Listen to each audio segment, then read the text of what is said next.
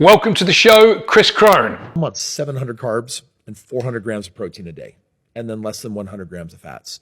So 700 grams of carbs, 400 grams of protein, and less than 100 grams of fat per day. Let's do the maths on that, shall we? Now, I'm no whiz with numbers. That's 2,800 calories from carbs, 1,600 calories from protein, which makes 4,400 before we even get to fat. Okay, let's roll with it for now.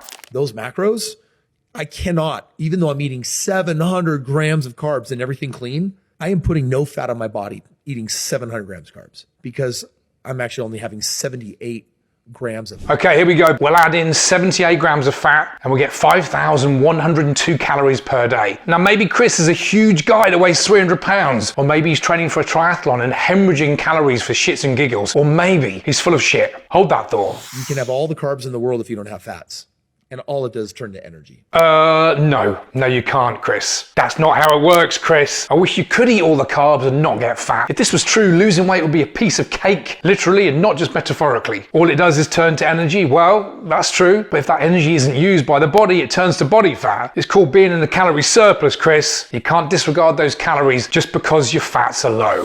What's the typical meal like when you're building? A dozen eggs for breakfast, a cup of oatmeal, a couple slices of bread. It's like chicken and rice for 2 or 3 meals, and then sometimes it's red meat and potatoes.